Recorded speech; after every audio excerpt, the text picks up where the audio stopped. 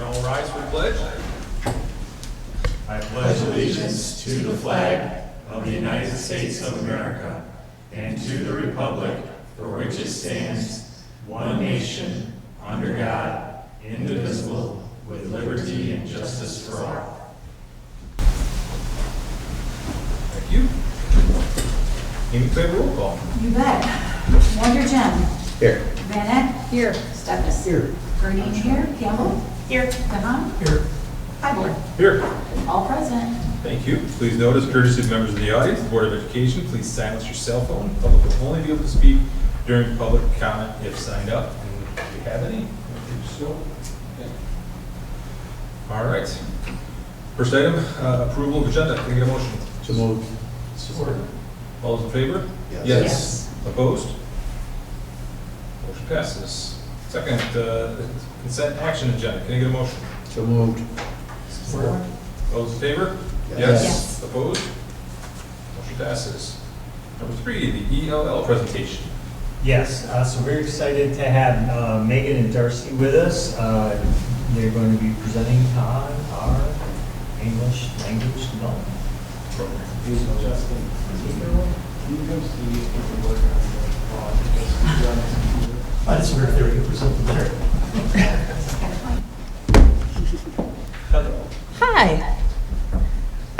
So 2.5 decades ago, I started right here in this building, right below. I got the opportunity to start this program. I got a call from Pat Milborn, and she said, hey, would you be interested in starting this ESL program here in Grandville? And I said, yes, I would. And I still feel the same passion about it today. So we would like to tell you a little bit about our program at the high school specifically. So this is Darcy Shealy. I'm Megan Coupon. Yes. Do you want to talk about this? Yeah, so these are some of our common languages at the high school. And it just talks about our program, and that we would like to show you how our students learn at the high school, and that we work with several students from all around the world. Our top language is Kinyarwanda, and then Dari and Tigrinya.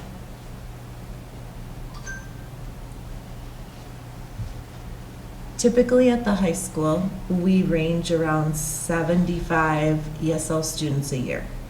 This year is a little bit of an anomaly. We are currently at 100. I know that says 99, but on Friday we got another student. So we're up to 100 now. And there are 2 of us that are endorsed ESL teachers at the high school. And then we have 2 para-educators with us. And so between the 4 of us, we assist these 100 students and help them connect with the curriculum and help support them throughout their day. We have about 30 different languages at the high school alone, and even more throughout the district. And our program is funded with title funding and section funding, so federal and state funding. Right now, we have a 100% graduation rate, and we're very proud of that. Yeah. Go ahead. Okay. All right, so the importance of our work when we're thinking about what we're doing, we're trying to remove barriers for our students so that they can access the curriculum. We want to make sure that everything that every student in a classroom is learning is accessible for our students as well. Taking the language piece out of it and making sure they're learning the chemistry, they're learning the algebra too, so that it's right there and available for them. We want to make sure we keep our graduation rate at 100%. So that accessibility is most important to us. Also looking to improve our test scores from our WIDA test, that is our state required test for ESL, to the PSAT, to the SAT, and everything in between. We want to make sure we keep our scores moving upwards. And also respecting the culture at the high school, making sure that everybody's feeling welcome, everybody's feeling represented.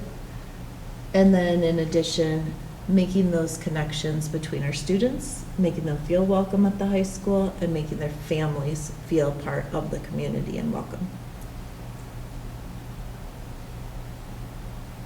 All right, our role is two-part, especially at the high school. At the lower levels, one of the main goals is language development for us at the high school because we have the end result of graduation. Ours is twofold. We're also trying, like Darcy said, to make sure that kids can access the academic content. So on the one hand, we are trying to develop language. So we're trying to work on their everyday communication language, in English, which we call designated, and then academic English is our terms that we're using more in an academic context that go across various different departments and classes. So this is what we call our integrated. Both of these we work on developing because our main goal is graduation and making sure that that the academic access is there. We kind of have to do a lot of integrating language development into what we do on the daily basis in the classroom too. So with our language development, we're co-teaching classes. So Darcy and I both co-teach different sections. I co-teach a world history, a geometry, world history, geometry, biology, and an English class, freshman English. And then Darcy has this year econ. Yep, econ, gov, and also junior level English, which is world literature. And then the past 3 years, I've also co-taught physics. Yep. And so that's how we are able to support the language development along with the access to the academic content in the classroom. Our parapros that we have working in conjunction with us, for example, I take most of our freshmen and sophomore classes, and my parapro, she works with me in the core content area classes that I'm not in. Same with Darcy's parapro. She tries to cover core content, and then whatever one she's not in, our parapro is in as well. So really trying to make sure that for those really essential classes for graduation, our students are getting the academic support that they need. Scaffolded instruction, we do a lot of taking the material and again, removing the barriers to where the student can access it adequately. So whether that's translating material into a different language, whether it's bringing the lexile level down so that they can access it based on their reading levels. We add a lot of images and pictures and graphs. We do a lot with our content teachers to help them also see how to make modifications as well. This year, one unique thing that happened, because we have so many students, typically the biology class that I co-teach, we actually had to break off and have a new section because we were experiencing so much overage in that one particular class. And so we were actually able to, now I have a bio section predominantly of newcomers, so our lowest levels. And it's been really cool to see the interaction and the grappling with the content that is hard to see, hard to give them a chance to do when they're with such high language levels in a co-taught class. So that's been really fun to see that happen. And since I'm certified for biology, it's worked out perfectly to have that happen. And it's teaching the exact same essential standards, and it's maintaining the rigor that we would expect in any class that biology is taught. Absolutely. Here are some examples of what that looks like in the classroom. So you can see a lot of times if we have translations that are needed for our brand newcomers, this is a translation of a slide in Persian. We have a Spanish translation and we have a Korean translation. And then over here we have toolkits that we often use, graphic organizers, things that take the language component out so our students don't have to memorize the word hexagon, dodecagon, that they can look at the picture and say, oh yeah, that's the one with 10 sides, and they can fill in the correct vocabulary word. It's not giving them the answers, but it's empowering them beyond the language use to be able to show their skills in the content areas.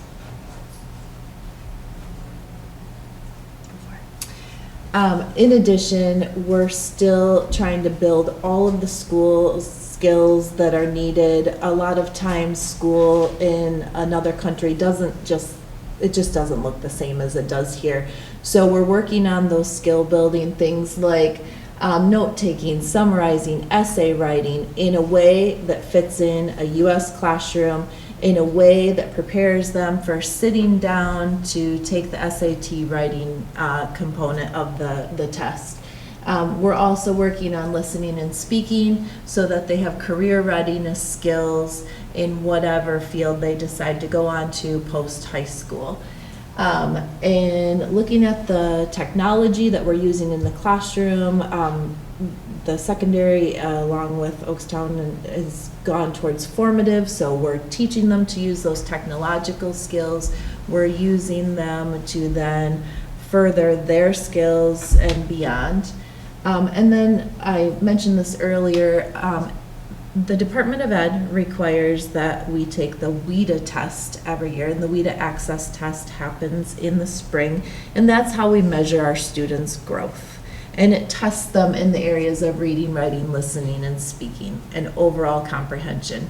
And those scores are tracked by the state and they're tracked by us so that we can provide the amount of support and the time of support that each student needs to further grow their skills. Yeah, our WIDA, if you hear us refer to WIDA levels, there's WIDA levels 1, 2, 3, and 4. Our 3 and 4 WIDA level students are typically pretty good on their own. They might need a couple accommodations or modifications here and there. And then our 1s and 2s are our very beginning English learners and ones who are just emerging out. We collaborate with staff a lot. That is the main part of our day. Working with them, with their lesson plans, with the building's essential skills and all of our work that we've put into making a guaranteed and viable curriculum for all students. And we're taking that work and then making sure that each student has what they need, making sure that the curriculum is accessible to them. And so we work then also to train teachers on the best ways to make those accommodations themselves. And a lot of times the accommodations and the methods that we help train in are good for other students in the classroom too, students that need a 504 accommodation or a special ed accommodation. So we can kind of support beyond our little world as well. Yeah, I would say with that, like Darcy was saying, we will have maybe half of the class or less be our EL students in a co-taught class, and the rest are native English speakers. And I find, for example, in my geometry class, we have kids struggle in math no matter where they come from or how good they are at speaking English. And so the strategies that we use in our classroom really help all of them. So you can walk into the classroom that I teach with Danielle Rose, and you can see when we split off into groups, I have just as many native English speakers as she does in her group. So we're able to split by skill, and a lot of students benefit from it apart from just our EL kids.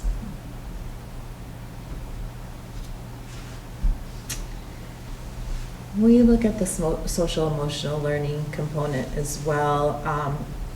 A lot of students may come to us from a situation where they've experienced trauma in their home country, and so we try to provide a safe and trusted place for them to feel comfortable and build relationships with the students, teaching them the cultural aspects of school, of the community, and meeting their needs above and beyond what you would just walk into a school. Last year we helped a young man that needed a pair of glasses. So we set up an appointment for him and then worked him through the process of getting glasses.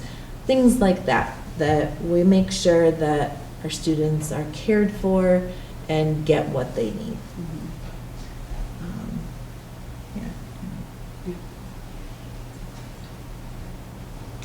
Again, with family connections, so a big part of what people come to us for, other staff come to us for, is help with translation and interpretation. So we have become very familiar with a lot of technology that we're able to use for both these things. A lot of times it's really hard to communicate nuanced information through ChatGPT, right? And also that's not FERPA compliant. So we are able to offer ways to teachers that is district approved that they can go ahead and communicate with parents, because it is so essential for someone to hear their teacher talking about this is the need, or this is what the behavior that we're seeing. How can we best support your child?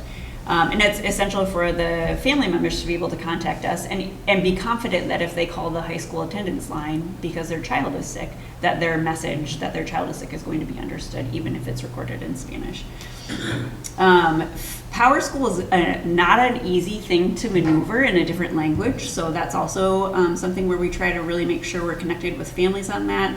Also, communicating graduation requirements. Final forms for athletics is also very complicated for our families. So a lot of times that looks like We work Darcy and hand in I hand with the sitting athletic down. department. Yep, mom or dad is on the phone and we're translating through documents to try and get it filled out so that the kids can play sports. It's that accessibility piece across every aspect of being part of the school system, not just the curriculum, but joining the soccer team or the swim team and being a part of the other things that our school offers. Yeah, and even just things like basic communications, like the buses got canceled, and so making sure that families can have that message quickly accessible to them in the language that they understand, so that there's no question of what's happening and why, and is my child safe or not.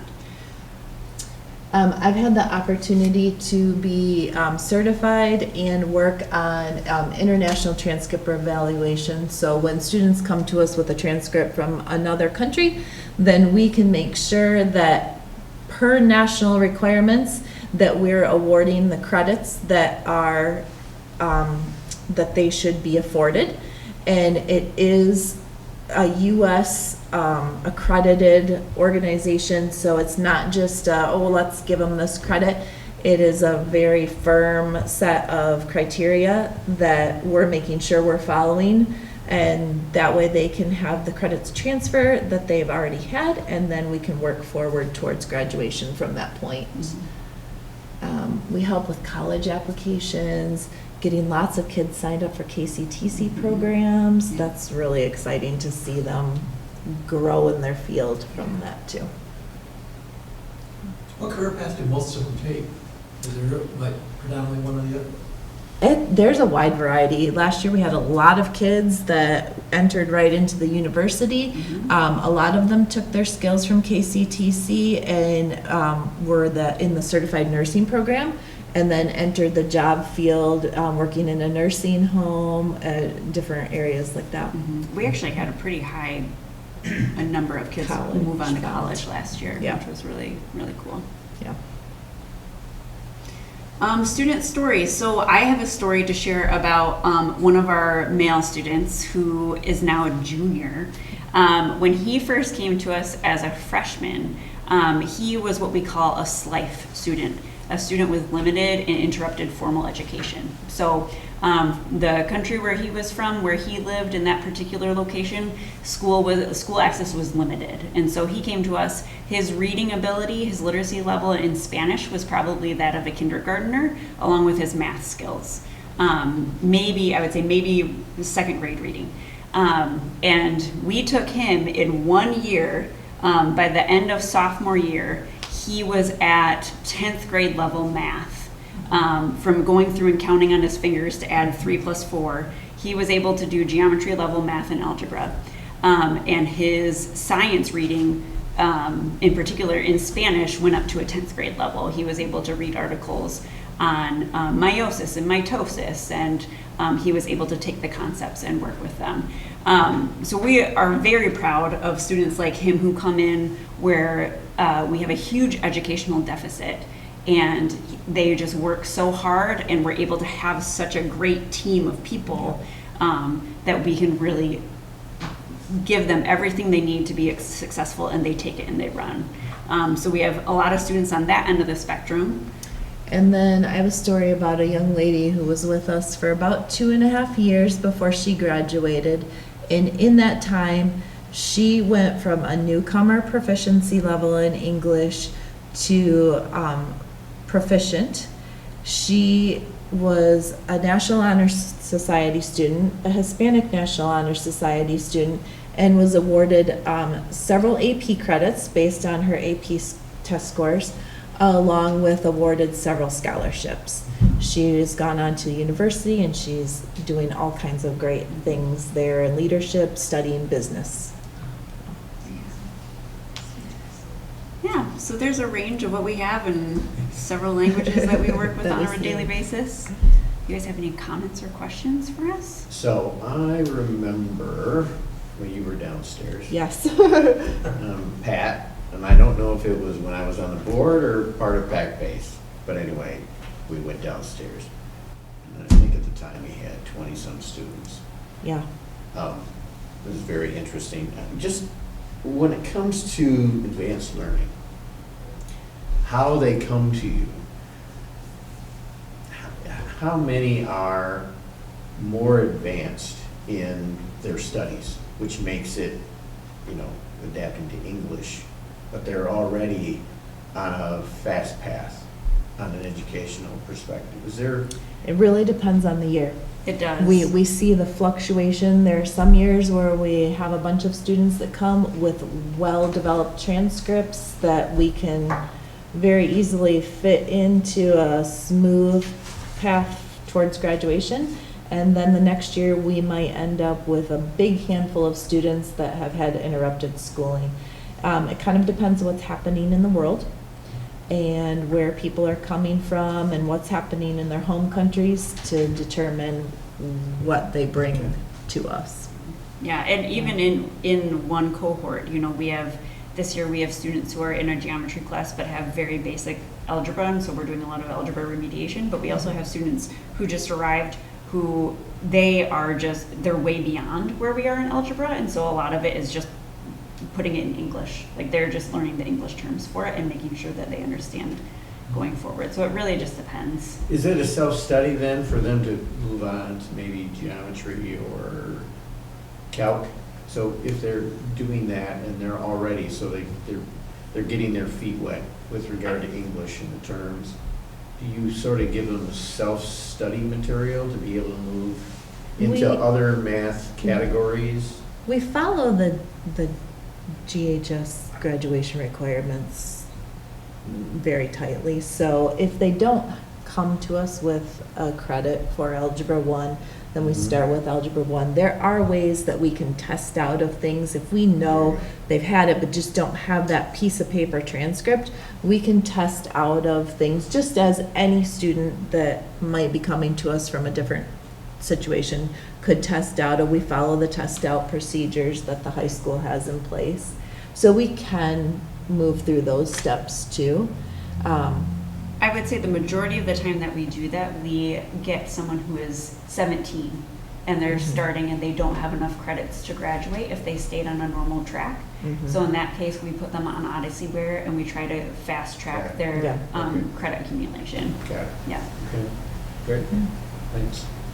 You said you have, levels 1 through 4, your 3 and 4s are independent, more independent, your 1s and 2s are maybe a little bit more emerging.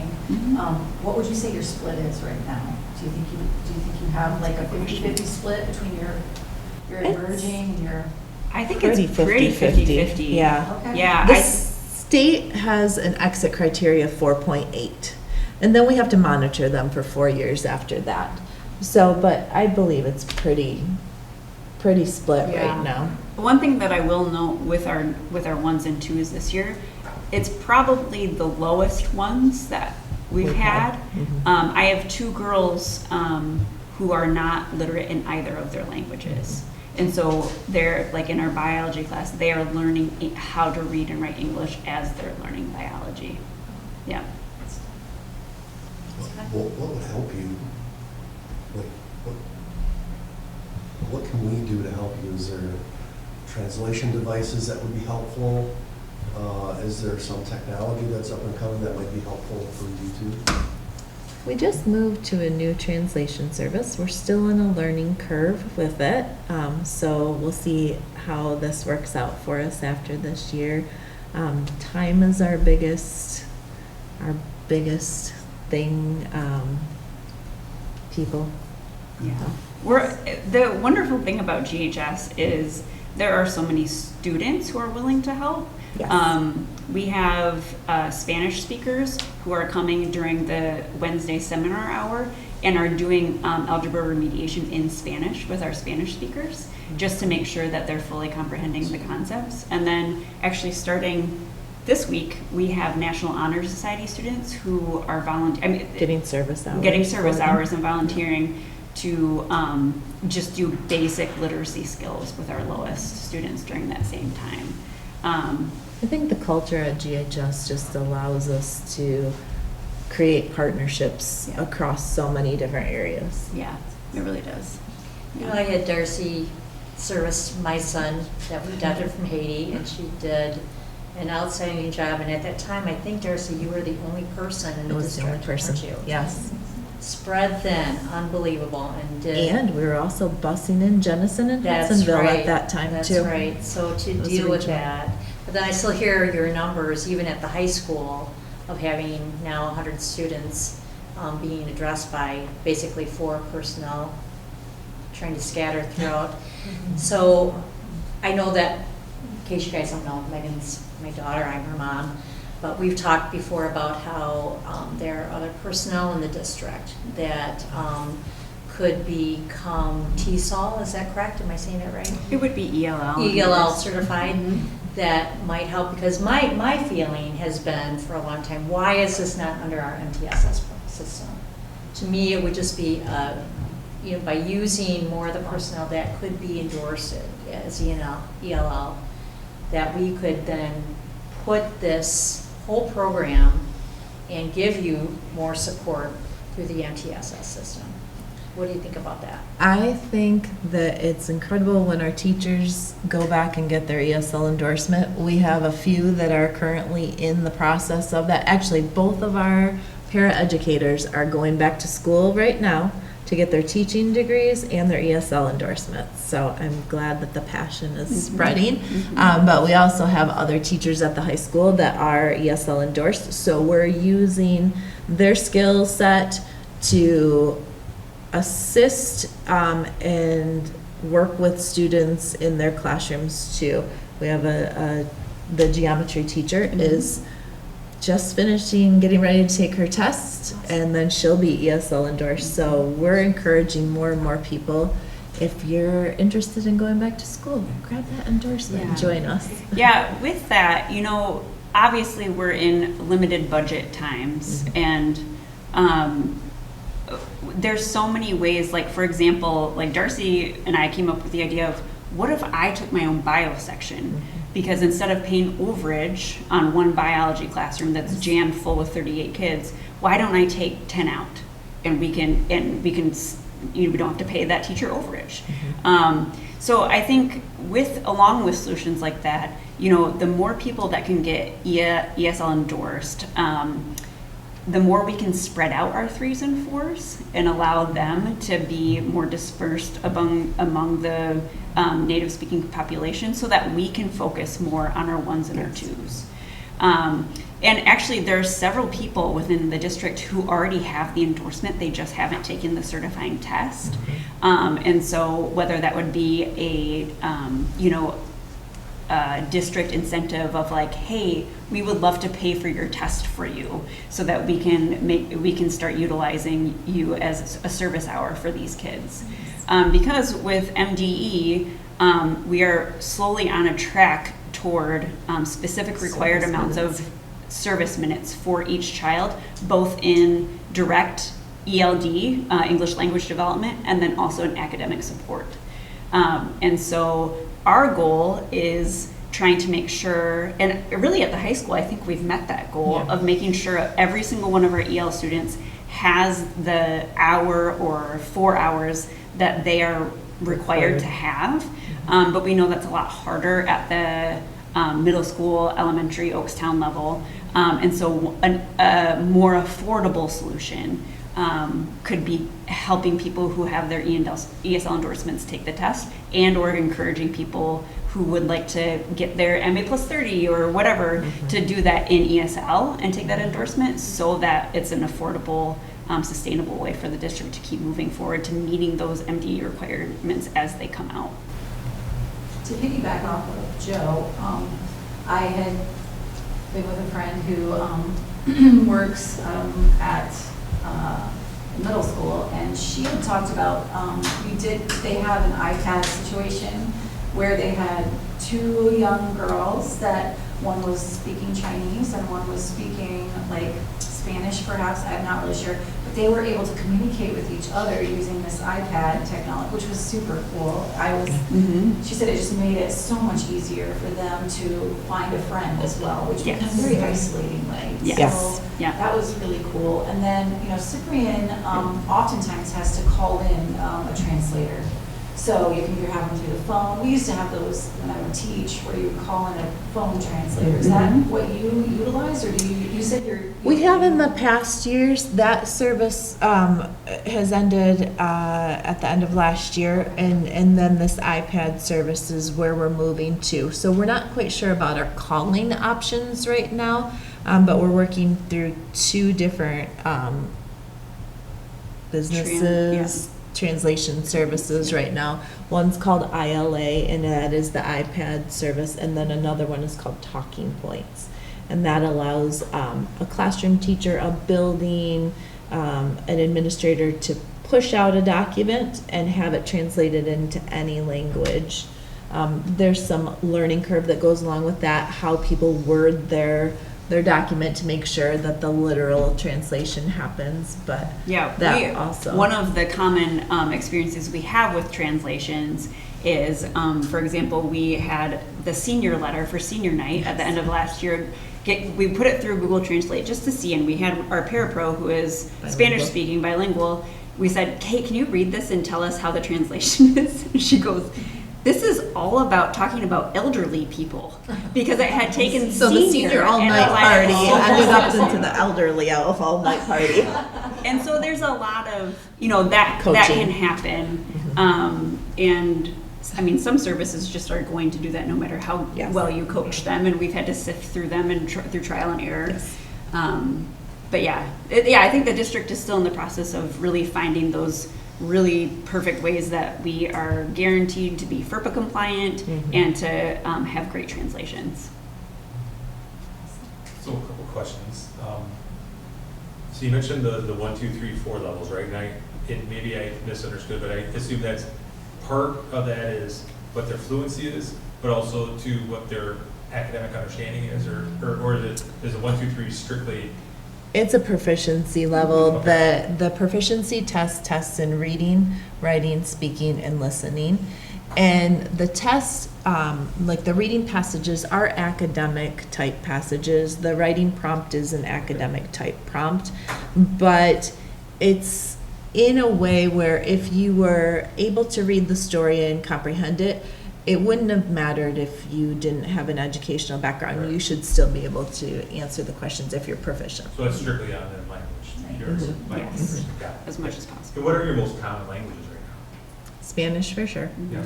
Yeah. Kinyarwanda, I think, is probably our second. Yeah. Swahili is growing. I recently, our numbers from Afghanistan have gone up, so Dari and Dari. Persian. Well, certainly, thank you for what you guys are all doing. I mean, it's, you go through the things you guys are talking about, right? More than just teaching, right? I mean, that's the easy part, I think, sometimes for you guys, right? The helping them navigate the things we take for granted, right, in the schools, whether it be power school, whether it be filling out the forms for athletics, whatever it may be. I mean, that's huge in helping not just the students, but the families feel a part of that Grandville educational community. So I really appreciate that. And also, too, what a testament to you and your teams, because maybe you did, but you probably didn't go to school to do exactly this, and then your ability is to not just do this, maybe you did, so I did. Yeah, maybe you did, all right. But also be I don't say jack of all trades, but be able to teach biology, be able to teach be able to teach econ. I mean, I'd say, I don't know how many other teachers can do that, right? I know you fill in where you can and you do what you can as a teacher, right? But I mean, you guys, to me, it just seems like you're going the extra mile. So I do feel like I could graduate again. Yeah. Yes. I love my job, and 27 years in, I still have an incredible passion for it. I love to get up and go to GHS every morning, Yeah. every morning. It's just, it's impressive, I mean, for these kids and for what you all do, because I mean, I look at my daughter, I mean, she took 8 years of Spanish basically, right? And now she never had to learn math in Spanish, right? Right. And that's what, these kids are having to do right from the get-go. Yeah. Right, they're having to learn it in a brand new language. Yes. Yeah. And so what you guys are able to do with these students is just really fantastic, so. Yeah. nice Thank work. you. Thank you. Yeah, Thanks for your time. I mean, Darcy and Megan are very special, obviously, you can hear that, just all the things that go into figuring out what makes a kid tick and doing everything they can to make sure they're successful. I mean, 100% graduation is just Yeah. amazing, but there's so many stories, I'm sure, that if we could hear all of them, it would just, I mean, it would be just incredible, but they're two special teachers and two special people, so thank you very much. Thanks for your time. Thank you.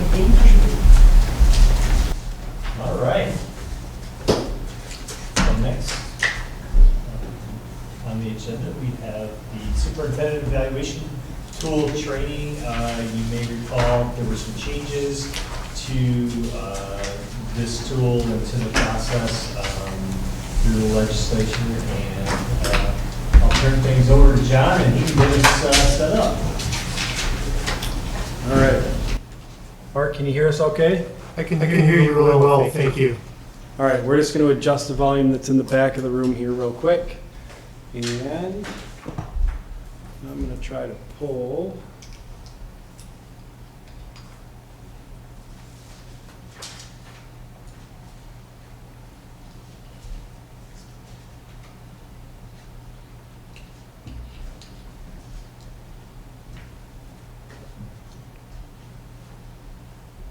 Somehow, some way, your window disappeared, Mark, on my computer. Uh-oh. That might be a good thing. I've seen you before, Mark. It's not. Oh, that's very kind of you. That's quite a presentation you just had. Yeah. John, did you say you were moving it to a different screen? So when I first got started, I had it plugged in, and that's where I was getting all the feedback for some reason. And so now I have it pulled into that space.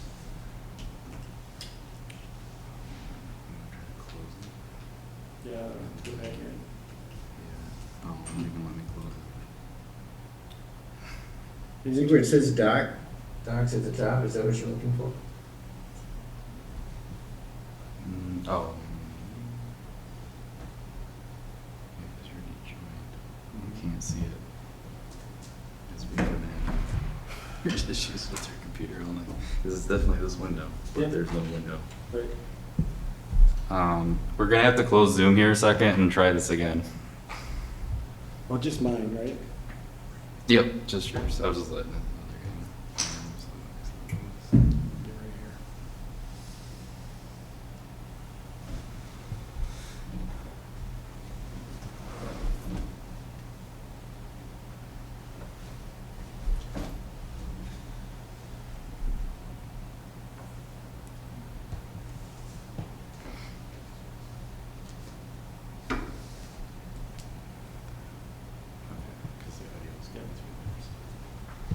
All right, Mark, can you hear me still? I can hear you really well. Okay, perfect. So we're going to get the volume adjusted as you get rolling here, but the screen is yours. Okay, well, thank you very, very much. It's nice to be with you this evening, even though it's by Zoom and not in person. So I'm zooming in today from the north side of Holland, and I live across the street from Lake Macatawa. And I think it's raining outside right now, if I'm not mistaken, which is kind of nice. Anyway, I'm a retired K-12 and ISD superintendent. I was a superintendent at Grandville and at the Allegan Area Educational Service Agency, retired in 2016. I've had the privilege of doing some consulting since my retirement. I've done a couple interim positions as well.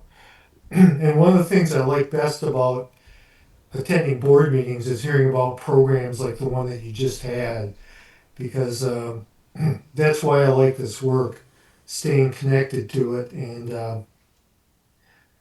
with MASB, I've been doing superintendent searches lately. We've had quite a few, probably more coming in after the first of the year, I'm sure. I facilitate some classes, do the superintendent training, evaluation training, and facilitate superintendent evaluations as well. I also work a little bit at Hope College, and I work for a little HR firm out of Okemos too. So I try to stay busy. I don't know what I would do in retirement if I wasn't doing a few things. So that's enough about me. So anyway, I want to say to you before we get started here, to the Board of Education and the administrative staff that are there, thank you so much for the work that you do. It's amazing to me that so many of you step up and volunteer for these roles, like being on the Board of Education. And schools just can't exist without you.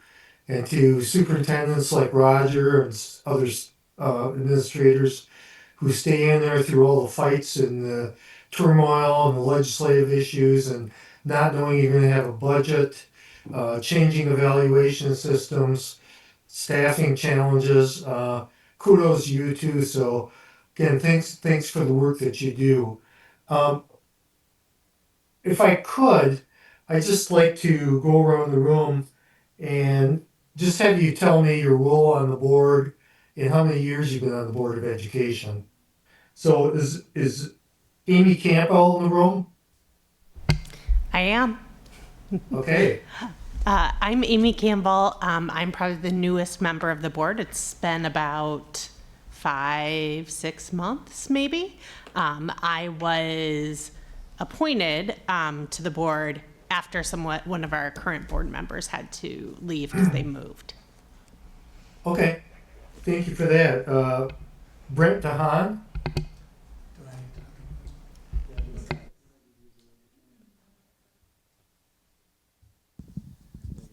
Hello, is it working? All right, I can hear you. I've been on the board for 5 years and vice president of the board right now. Jason is the president. Okay. Thank you. Amy Gardine? Hi there. Hi. Amy Gardine. I came on the same time as Brent, so I've been on 5 years. I am the current secretary, and so I get to sit next to Roger all the time, which is awesome. All right. Thank you. Jason Habor? Am I saying that right? Yeah, that's fine. Whatever. It gets butchered all the time. Come on, you're out in Holland. You should know how to say this. I know it. I'm a bohemian transplant. Yeah. We can't all be perfect, I guess. So Jason Hybor, been on the board for about 7 years, and I'm currently the president. Thank you. Joel Steffes? Well, you got that name right. That's a. All right. Just trustee, been on the board for 3 years. Thank you. And Sally Van Eck? Hi. Hi. I've been on the board just shy of a year, and I am currently the board treasurer. Hey, thank you. And Robert Wondergem? Hi, Mark. Bob Wondergem. Been on the board 24 plus years. Held every position. Currently trustee. Okay, thank you. And kudos must be to Holly for making sure all your names were in the board profile on MASB correctly, because that's not the case in every district that you go to. So good deal for that. So I'm going to just jump in. It sounds like most of you have been through superintendent evaluation one time or another, And one of you might have been through 24 of them, I'm not quite sure. But with that, I'm gonna go ahead and share the screen and get started. It would be really helpful to me if you ask questions during the presentation and engaged a little bit here. I know that might be hard with passing the microphone back and forth. I assume, I haven't checked, but there's probably a chat function too, where you can put things in. And can everybody see the evaluation PowerPoint now? Yep. Okay, so I'll go ahead and get started. So as you know, the state changed the requirements for superintendent evaluation. And let's see, I'm trying to see, I lost my window where I can see you all. Can you still see the whole presentation or is that cut it off? Yep, we can see it. Okay. Um, so with the changes that there are some substantial changes in here, and then there's a lot of valuation instrument itself that has not really been changed very much. But they did require that boards go through an updated training. So as far as evaluation goes, um, many people who are going through it for the first time are nervous about going through and evaluating a superintendent. Haven't done it before, might not really be sure what the role of the superintendent is, and they're wondering how someone without a educational background can effectively evaluate someone who has got years and years and years of training. So what we want to do in this training today is Hey, Mark, can I pause you reducing. just a second? If you can expand your window, we're seeing about 2/3 of the slide. Okay, and I think I pulled up not the PowerPoint, Yeah, you've got the maybe the PDF pulled up there. PDF. Yep, So let me see if I can rectify that. I apologize. that's okay.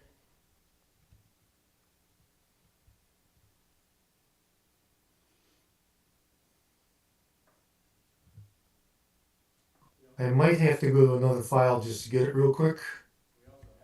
Right. No, I know. Yeah, Mark, if you can't get that, they're looking at it. I got the copy right in front of them, so they can follow along just fine that way if you want to go forward with just the PDF. Okay.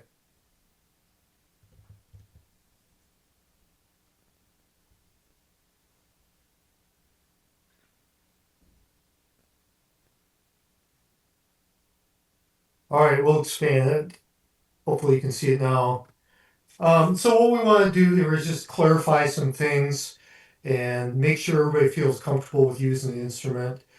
We want to have a focus on student achievement in your district through the process, because that certainly is the number one job of your superintendent, making sure that kids are able to and are able to learn to their fullest potential. You want to make sure that you're executing your duties of the Board of Education, because this is a very serious thing, evaluating your superintendent. And you want to limit the risk of lawsuit to the district. And that last item right there is really, really important. I mentioned me being an interim superintendent, and I went to a district that had evaluated their superintendent 3 years in a row as highly effective. And the fourth year, they basically fired her. And because of the previous evaluations, they didn't have any grounds, and they wound up paying 2.5 years of salary on that superintendent's way out the door, several $100,000. So making sure that there's fidelity in this work is very, very important. Another thing I want to mention in this process, I think one of the reasons the state made the change is that the way that the past evaluations system was used, 99% of teachers were rated either effective or highly effective. 99% of administrators were rated effective or highly effective. So there was maybe a thought, besides some other things and pressure from the union and changing and that kind of thing, that maybe the evaluation instrument wasn't doing exactly what it was designed to do. A good evaluation process should be all about growth and not about gotcha. You shouldn't get to the actual evaluation meeting in closed session where there are questions. It should be pretty straightforward at that point, or the questions should be minimal. But everybody should know, especially the superintendent, where he stands in the process. Performance expectations help clarify superintendent's role and the priorities. A superintendent evaluation process should provide feedback, and your superintendent, like other superintendents, cherishes that feedback. And it's important because it links the work to the district's goals. I'm assuming you have a strategic plan in your district, is that correct?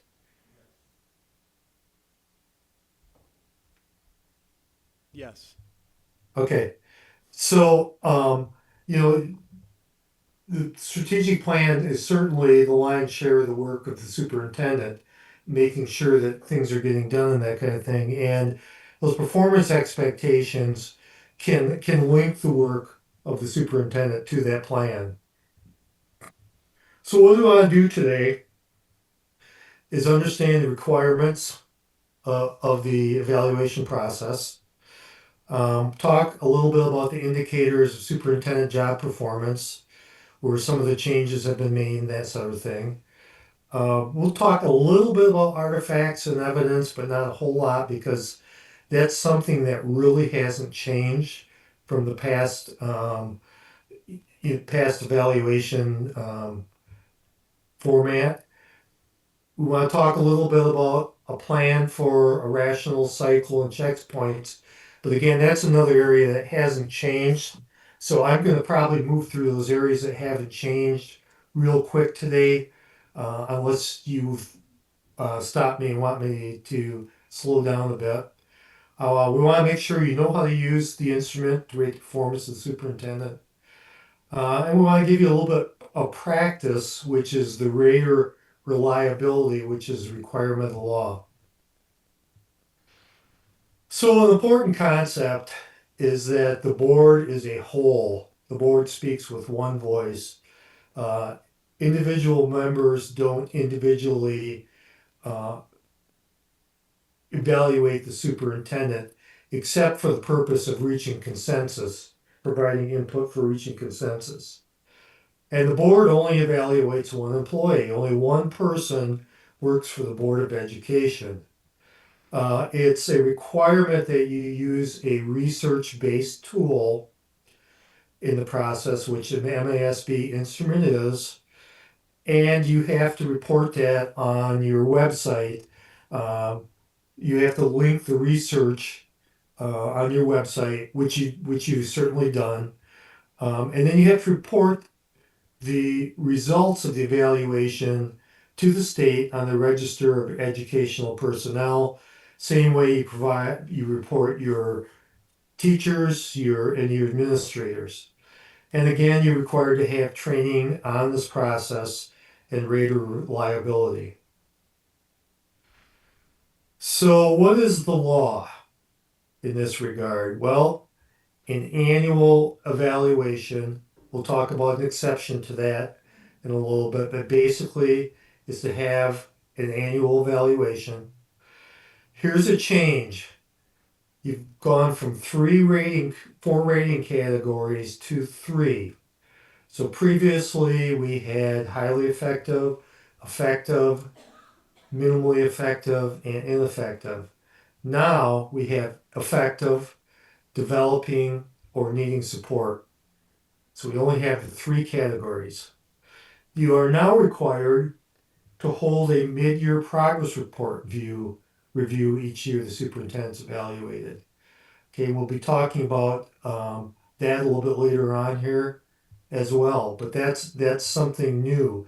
So those ratings going from 4 to 3 and the mid-year progress report are certainly major changes in this process. Okay, another change. So the composition of the tool states that 20% has to be determined by student growth and assessment data, or student learning objectives. We can talk about that a little bit later on as well. In the previous evaluation instrument, it was 40%. Okay. I think one of the reasons this has reduced from 40 to 20 is because I think the previous instrument was hard to get down to the individual teacher in the individual classroom as far as growth data, and there tended to be averaging, which probably still is in the way that a lot of districts do it. I'm not sure about yours, but where part of that assessment data or growth data toward an individual teacher may have come from actually the whole building. 65% is now on the evaluation instrument, the rubrics in there, if you will. Previously, that was at 50%. So that's been increased. Professional practice portion has been increased to 65%. And 15% is progress on goals that are defined by the district and the superintendent. So you determine what goals, what expectations are going to be used for your superintendent's evaluations. That doesn't necessarily mean it has to be all the district goals, but it could be specific portions of one or two of the goals. Or it could be other related performance expectations that you have. So student growth and assessment now is been broadened. It's not necessarily having to be 50% on state assessment anymore. Okay, state assessment is certainly something that can and will and maybe should be used, but this is decided locally what is going to be contribute to the student growth rating for a building, for a teacher, for your superintendent. And I think it's really important that this is a conversation that takes place on the front end of the evaluation cycle.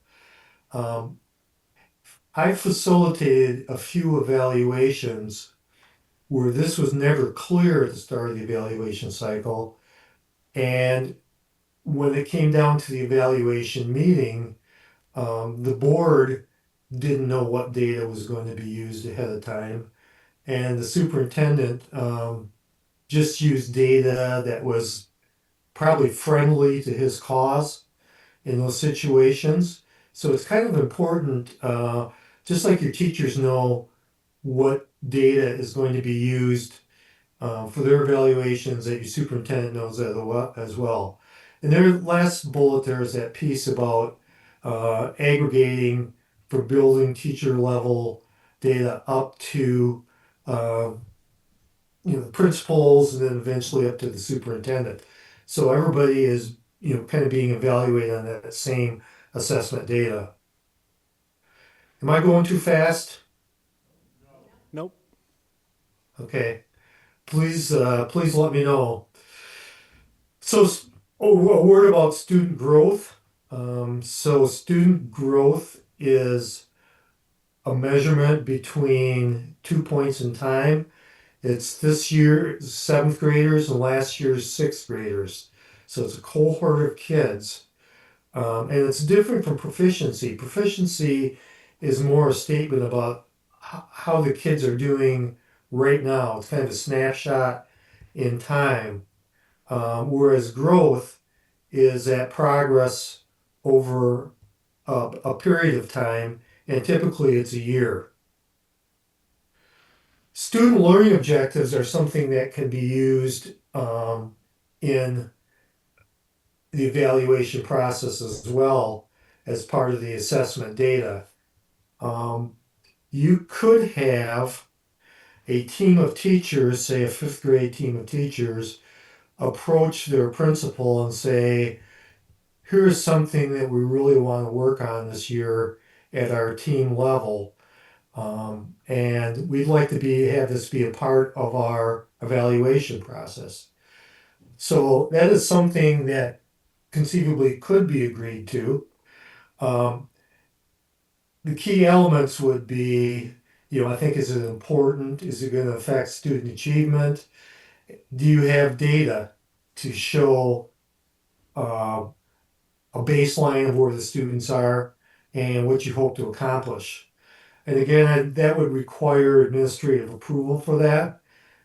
This is kind of typical of, it's almost like what we've done in special education for quite a long time, where we had individual learning objectives for students. This would be more on a classroom level or a building level.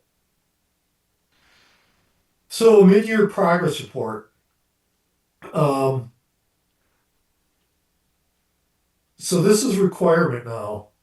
And this is why it's so important to have performance expectations up front, because in the middle of the year, you have the ability to go into closed session and talk to the superintendent about how he is doing in meeting those performance expectations.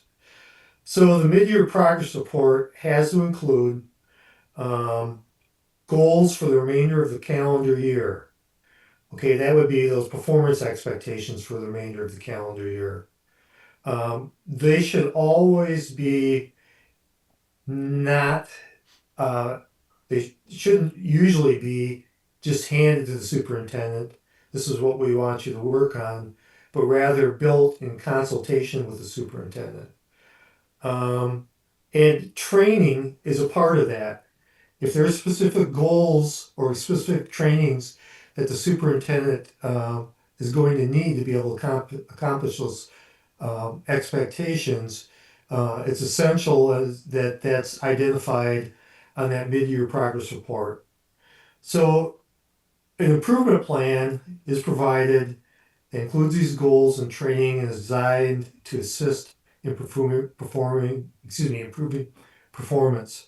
And I'm going to stop here for just a second and see if I can find another document. I think you've got it probably in front of you too.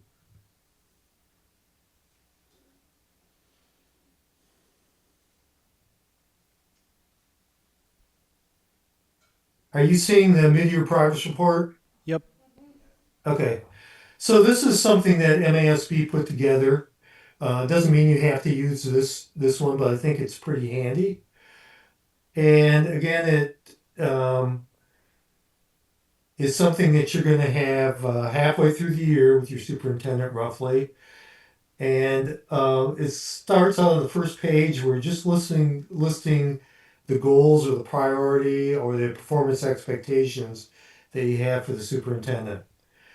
And then there's some notes on there that would be added regarding the progress that's being made to those toward those performance expectations. Pretty straightforward. And if I can get my mouse to jump from the page. And then as a continuation of that, you would list out the performance expectations or the goals for the remainder of the year.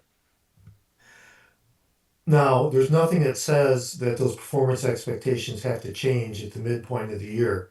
So that's again, is just something to consider.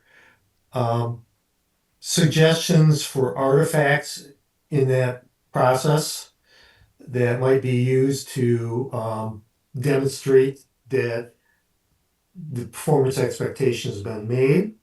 And there's that additional training piece there if it's required, if it's requested.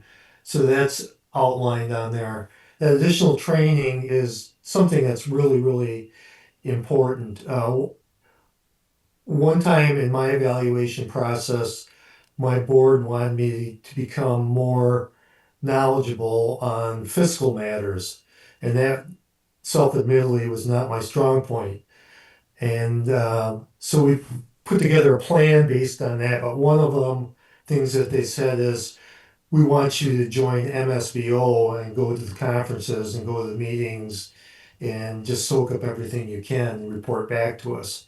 So that was very, very helpful. And I could not have succeeded in that expectation um, without that support. A couple words about the mid-year progress report too. It doesn't mean that that you have to wait till mid-year. You can have quarterly progress reports if you want to, and that's the way the ISD board was with me. We went into closed session 4 times a year for evaluation purposes, and the 3 times were to review my goals and the progress towards the goals. And then the fourth one was to do the formal evaluation. And I found that process really valuable. Any questions on the mid-year progress report?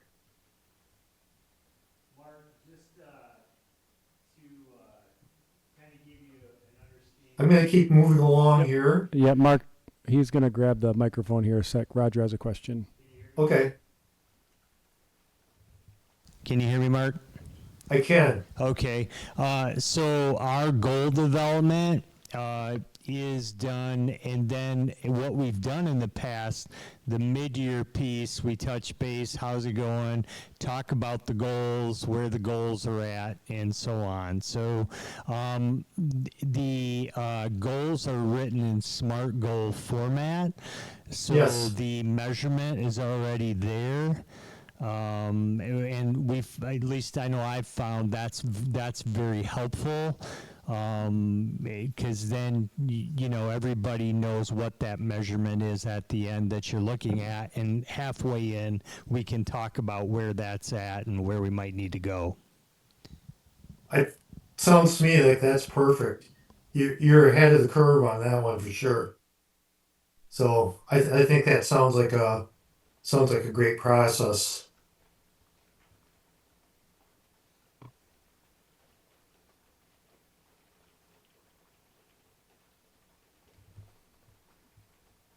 So, kind of a word about goals for superintendent performance expectations.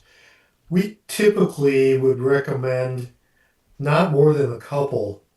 Um, and if you have more and it's working, that's fine. But the rubric itself, the evaluation instrument has in it built-in goals. If your superintendent is not evaluated as effective in a particular area and is developing, he's going to have a goal built in there automatically to get into that effective range.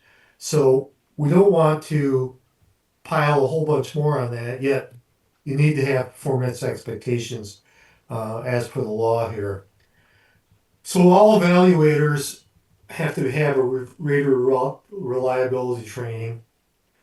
And it has to give you some descriptors, evaluation criteria, if you will, that will help you arrive at that rating. Give you some clear expectations, and we'll have a couple calibration exercises we're moving along in here and going through this. A new change in the law is you can designate a superintendent as unevaluated. Okay, so that is new this year. And some of the ways that would trigger an unevaluated rating would be superintendent who worked in the district less than 60 days. There's now an appeal process in the evaluation, that if the superintendent or any teacher or principal is not satisfied with their evaluation's results, they have a right to appeal it. So if the results of the evaluation were vacated through the appeal process, you could designate that superintendent as unevaluated. And if there were extenuating circumstances, if you had, God forbid, some kind of a disaster in your district that took the superintendent away from the work, being evaluated, you could say that we're gonna not evaluate the superintendent this year. If the superintendent is unevaluated, you use the rating from the year before. If these criteria are met, one, the superintendent was the superintendent in the previous year with that evaluation. And two, if they're in the same school district. So it wouldn't apply to a superintendent who comes to your district from a different district. If that superintendent was effective the year before, but you were unevaluated this year, you would not use that rating. So legal requirements. The superintendent is rated effective or highly effective on 3 consecutive annual evaluations. Again, that highly effective is going away, but we're going in previous years on the current evaluation system. You can evaluate your superintendent every other year. You would report an effective rating to the Registry of Educational Personnel. If the evaluation slips below, the evaluation then must be conducted annually. If it goes below effective, it must be conducted annually. And there's nothing to say that the board can't evaluate the superintendent annually anyway. If a superintendent is rated as developing or needing support, simply you must put an improvement plan in place. And if that is the case, it's really, really important that, first of all, I think that you would want to consult an attorney. And secondly, you'd want to really spend time spelling out the expectations at that point. Legal requirements, the contract now has to have that appeal language in there. So if an administrator is not satisfied with the results of the evaluation, they can appeal it. And also, as you know, this isn't new, this Open Meetings Act applies to the superintendent's evaluation. It can be done in closed session. The key word there is at the superintendent's request. Okay, if the superintendent does not request closed session, then the evaluation has to be done in public. And the final evaluation is subject to FOIA. So really anybody in the community who goes through the trouble of submitting a Freedom of Information Act can get that evaluation. This link that you see on the bottom takes care of all these posting requirements. It said like that research base qualifications of people who put it together, that sort of thing. So I'm sure you have this in your transparency report. Okay, any questions so far? Nope, they're good. All right, we're gonna keep moving along then. So a little bit of research into the evaluation instrument. Um, there were, when the evaluation was created, the MASB evaluation instrument, they did a lot of research looking at best practices and evaluations of educational professionals before putting this together. And this shows you that there were lots of contributions by leaders and by the key educational organizations out there.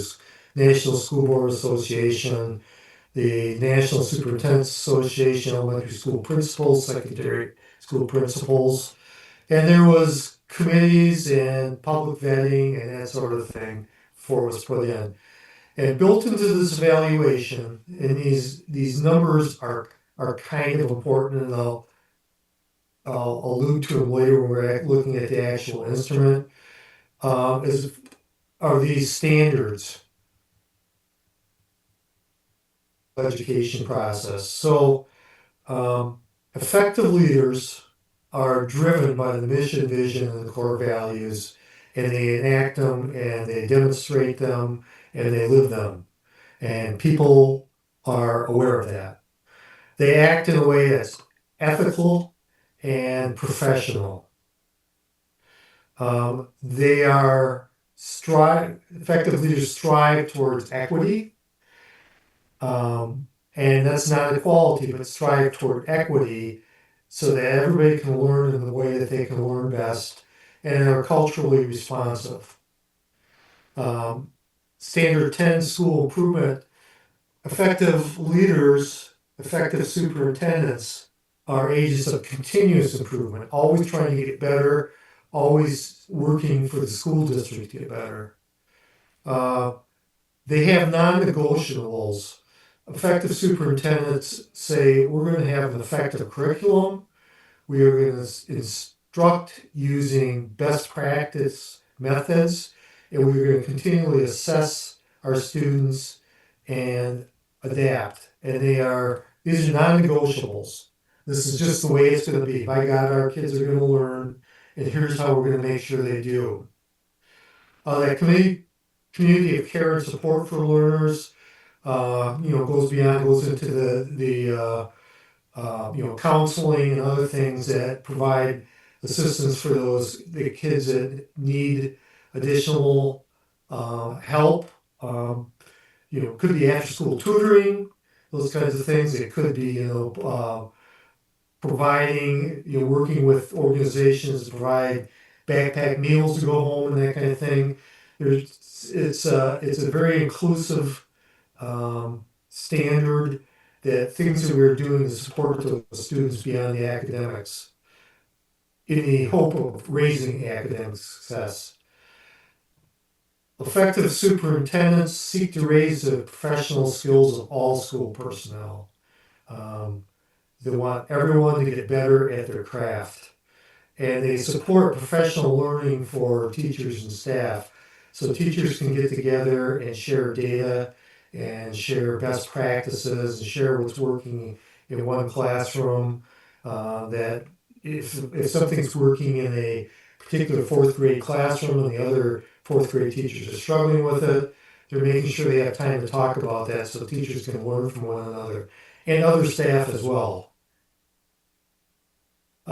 Meaningful engagement with families and communities, self-explanatory, and also operations and management. When I went through leadership programs when I was a superintendent, one of the things that was resonated to me was if you can't manage a district, you can't lead a district. So if you don't have those support systems in place, those operation systems working at a high level like food service, custodial, maintenance, bus driving, those sorts of things aren't well-oiled machines. It's harder to make the academic kind of changes that you want to make in the district. An organization called McCrell does research on the research, the meta-analysis, and you can look at the extensive studies that they've done here. And some of the findings that they have are the length of superintendent tenure makes a difference, as well as the leadership, obviously, that superintendent. Um, Effective superintendents are inclusive in when they seek to develop goals for the district, working with the Board of Education and working with the key stakeholders, all relevant stakeholders in determining what the priorities are going to be and what the goals are going to be the district.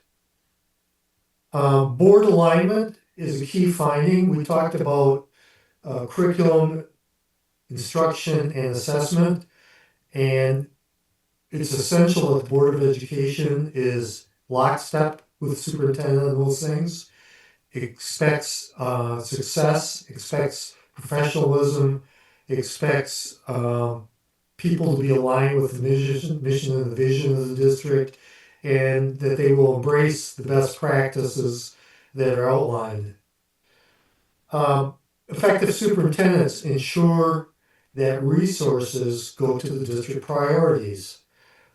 Can you draw a line in the budget to the priorities of the district? Could someone look at your budget and say, these things are obviously the priorities in the district? Can the board and the superintendent articulate why a need in change in funding was made? Why a sacred cow program maybe had to go away because we had to raise our third grade literacy levels. So we're going to flip gears and we're going to look at any other questions right now or any questions at all about the research. Nope, they're collectively shaking their heads. Okay, thank you for that. So the performance categories have not changed in the evaluation instrument. And the performance categories are still a set of rubrics, which give you a more descriptive language, and I think do a nice job of articulating performance that's needed to reach a certain level, to reach a certain rating. And that last bubble there about providing a roadmap, that's kind of what I talked about before, where we don't want to have a whole bunch of goals outside of the evaluation instrument itself, because this roadmap is really the work of the superintendent. In a lot of ways, it's a job description that's contained in the evaluation instrument. Previously, there were 4 categories. We mentioned that before. Now there's only 3. And you'll notice that they're in red. Red means that it's mandated by law. Okay, so mandated by law are the 3 categories. There used to be a whole bunch of other stuff in the standards that were mandated by law in the instrument itself, but that is no longer the case. A lot of that has been taken out.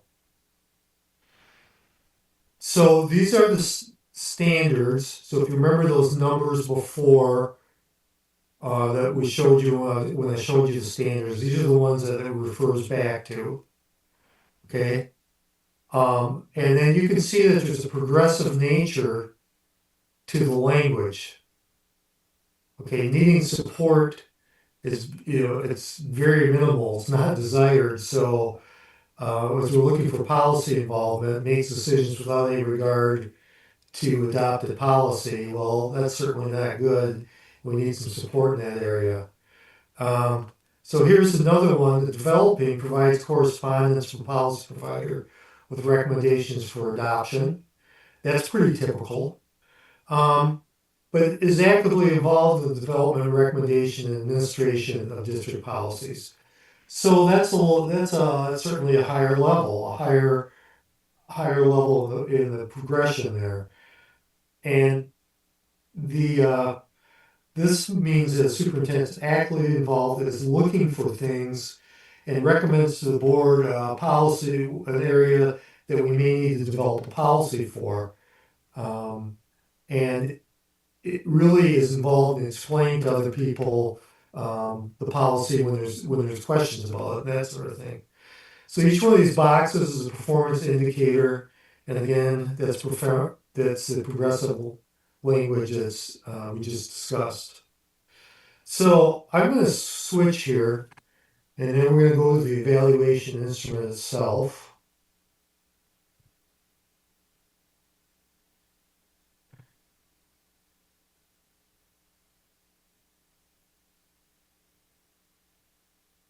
And you can see the evaluation instrument now? Yep. Okay. So in the beginning here, the table of contents, one thing, this really hasn't changed, but the one thing that I would draw your attention to is this information about compiling it. And there are examples of evidence. There's a whole bunch of examples of artifacts that you can use. So beware that the appendix is there. There's a lot of good information here. So with this, we're not going to go through every one of these, but I would like you to just read through this first page, especially if you've gone through the evaluation process before, and just tell me your impressions about what you think about this new arrangement, going from 3 to 4 performance levels and that sort of thing. So if you would just read through those, see if you notice any changes.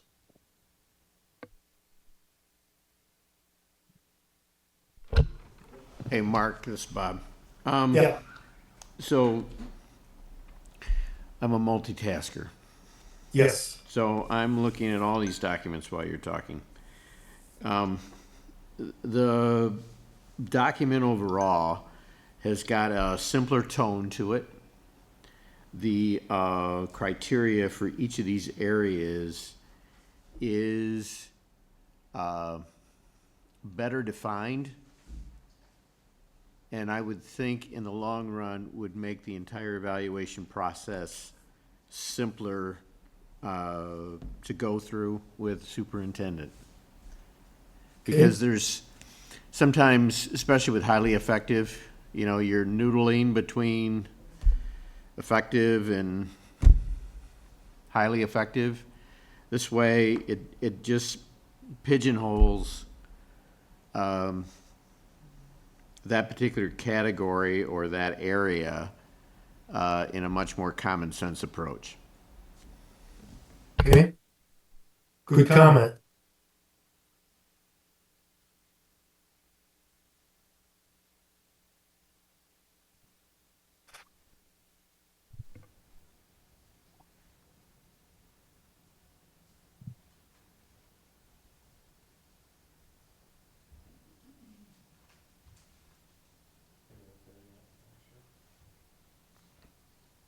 I think they're ready to move forward. Mark?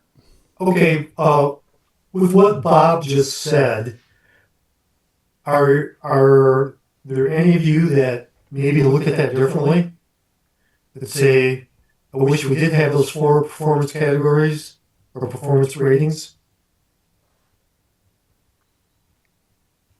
I see a collective shaking of heads to the negative. Okay. That's interesting because it's, I don't get that from everybody. There are some people when I facilitate this workshop that don't like to change at all. And one of the reasons is they want to be able to call out their superintendent as being highly effective. And they don't like that they don't have that ability to do that. I agree, Bob, 100% that you often got down to splitting hairs. And when I did the facilitated the trainings before, I always gave a whole bunch of scenarios that people had to work through, and there were really a lot of times there were some real splits about where the superintendent should be rated in a particular area. And the ones I've facilitated, I'm not finding that as much now. That it does seem to be more clarity about that. As a superintendent, Roger, how do you feel about that category being eliminated? I agree with Bob. I think it's simplified. I mean, I think I'm a little different. I agree with Bob because I think it is more simplified to the point. I'm probably a little different because I'm 11 years in, and whether I'm effective or highly effective, I mean, I know on a regular basis how I'm doing with our board. I think they do a great job providing the feedback. So, the fact that there isn't a highly effective rating isn't that big of a deal to me. And if I didn't know how they felt about that going into that evaluation, I'd be more concerned because I think they do a nice job giving me that understanding before we ever even do this. Sure. But it's always nice to do this to reinforce those areas that show what an effective leader is and does, and if there are talking points that come up within these, I think this it provides a lot of clarity and is very helpful in doing so. Okay, thank you for that. When the 4 rating categories went in, we didn't have a good tool to go along with them.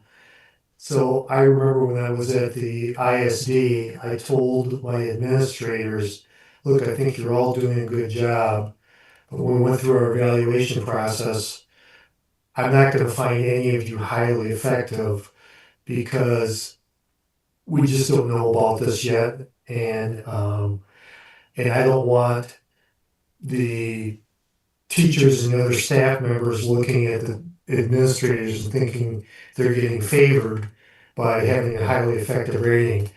And boy, I had a couple people that just went through the roof. They were just so upset by that. But anyway, I digress. You see at the bottom of that, they talk about artifacts that can serve as evidence of performance in this domain. I strongly encourage a minimalistic approach to artifacts and that sort of thing. For instance, why would you need to show a meeting agenda or minutes when everybody's had them already? Okay, why would you need to collect that? And I mentioned this because these are 2 honest examples of superintendent evaluations I facilitated. In one, the superintendent said, I'm going to send you the artifacts and the evidence that I'm going to present to the board. So I said, fine, send it to me. She emailed me 600 pages, not making it up, 600 pages, put everything in that she could possibly put in there. And I said, I'm not going to read it, and your board's not going to read it either. Why don't you pare it down? She goes, oh no, this is what we've always done. So she did that. I had another district that I work with where at the evaluation meeting, the superintendent passed out what looked like a professional binder for each board member that was put together with color charts and all sorts of things. And this was a real dysfunctional district. And he didn't do any of that work. His administrative assistant spent a month putting that together for him to make him look good during his evaluation process. So you don't want your superintendent spending lots of time putting together a volume of work, or at least I wouldn't think you do. But there are times when artifacts and evidence are very important, especially when it comes to those performance categories. So there are room, as most of you know, for comments to be listed by the Board of Education, comments to be listed by the superintendent after each one of these categories. And it's my suggestion that the comments by the Board of Education be written by the board president as a consensus of, what he or she has heard in the evaluation meeting. Again, one of these districts I work with, every board member wanted to add a comment in every one of these areas. I could mention that one of those evaluations took over 6 hours as well, which was got done at 1 o'clock in the morning, and I never want to go back there again. So again, we won't go through these. You still have the same categories: community relations, staff relations, business and finance, and instructional leadership. And again, you're not seeing any red language there anywhere, so not anything there other than those rating levels is mandated. I'm going to switch and go back to the PowerPoint for a second here. If I can find it.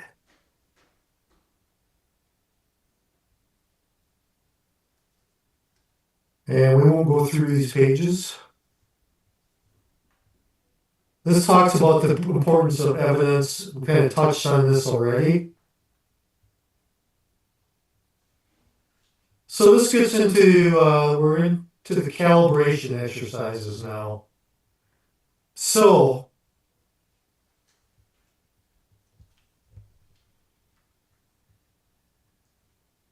this first one is policy involvement, so I believe it's A1.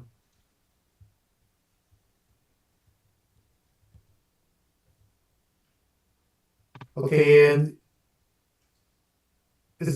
hopefully everybody has A1 in their evaluation instrument opened up.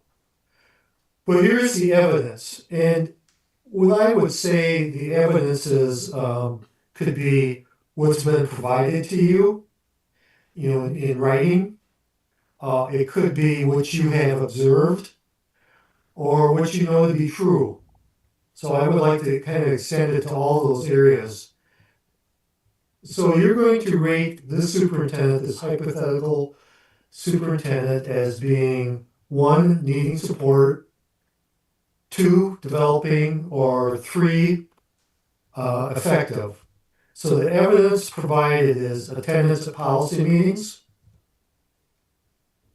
is proactive regarding certain new issues to develop into policies, holds meetings for adjusted and new policies due to law changes, and those meetings would be with the Board of Education. The policy approval process is thorough and timely, and reviews new and adjusted policies with board administration, and effectively disseminates those policies to staff. So with those items, would you rate your superintendent a 3, a 2, or a 1? And what are you thinking? Maybe somebody can tell me what the consensus in the room is. For me, I would say 3. I mean, that matches everything that's looking for. Okay. Anyone else got anything different? Seems like everybody feels that way. Right. Okay, let's go on to the next one. Budget reporting.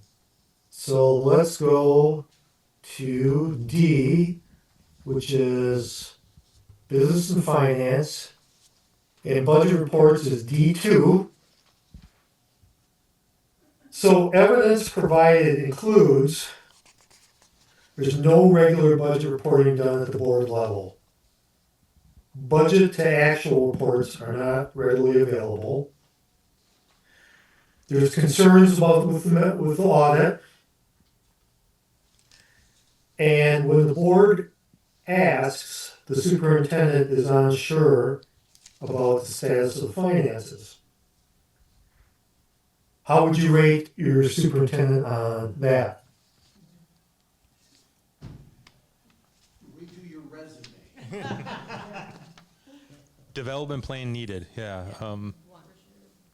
Okay. 1. Termination in progress. Yeah. As Bob said, redo your resume. Yeah, exactly. Okay, staff input, which is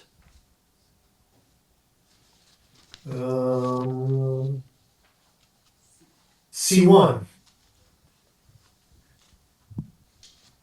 So the evidence is there's a staff perception survey that's sent out, but the results are not consistently utilized to adjust practices. Staff meetings are held regularly.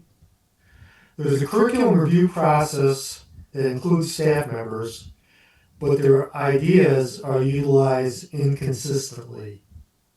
And where would you rate your superintendent on that?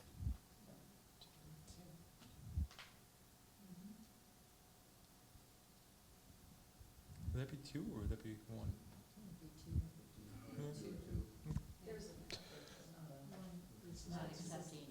Well, it's the accepting piece that, I mean, just, yeah, I mean, that's where. 1.5. Because like 2 says you're accepting it. Yes. 1 says you don't, you're not accepting or, but. 2. 2? Okay. So with that, my computer does not always jump from screen to screen like it should. That's the end of the calibration exercises. So that has part of your requirement has been met with that. They all pass with flying colors. The evaluation cycle hasn't changed. Do you want to spend time on this and go through it with a review, or you feel like you're in good shape with it? I think we're good shape with it. If there's an individual board member, then they should go to Roger for an update or a review. Yeah, the comment, Mark, is they're good to go. If they need additional support on that, would go to Roger or the board president. Okay. So, planning on the front end is a really good idea in this, and the biggest thing is to talk about these performance expectations at the beginning. Okay, so everybody's on the same page, so you don't get down to the end, and the superintendent doesn't know what the expectations were, and or the board doesn't know, and the superintendent just comes up with some. And I know that doesn't happen in your district. I can't tell you how many times that happens.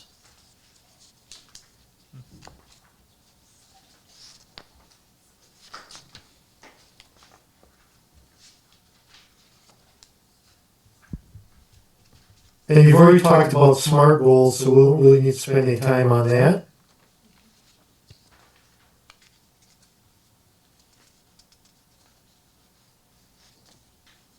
Again, the formal final year end evaluation is this board speaking with one voice. I can't emphasize that enough.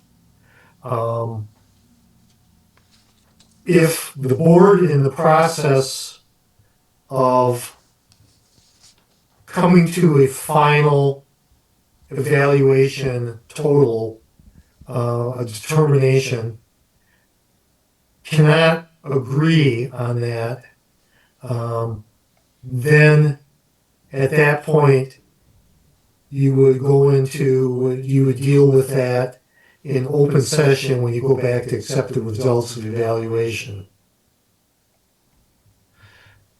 So again, the summary process is sometime before the evaluation meeting, formal evaluation, superintendent provides a self-evaluation and evidence to Board of Education meeting members.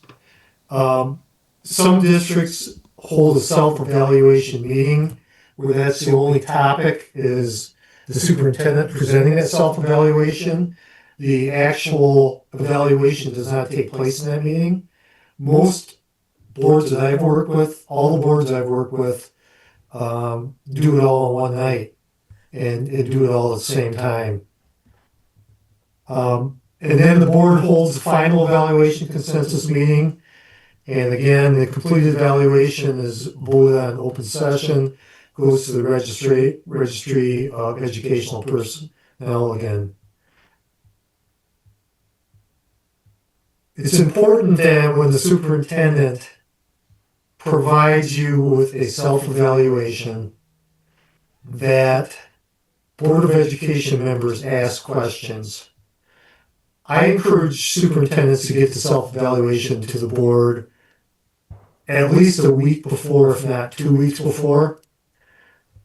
And it's incumbent upon board members to call the superintendent and ask questions if they have questions, if they have disagreements with what they're seeing compared to how the superintendent evaluated himself. That gives the superintendent a chance to respond, to perhaps provide some evidence, and to share that response and the evidence with all board members, because others may have the same question as well. Board members are also encouraged to have a blank evaluation instrument that they rate the superintendent on, they evaluate the superintendent on, and that they compare with the superintendent evaluation for as part of the evaluation process. Again, meeting can be held in closed session by request of the superintendent. And as you go around the room and you record ratings from each board member, you should wind up with a consensus score that is something that all board members can live with.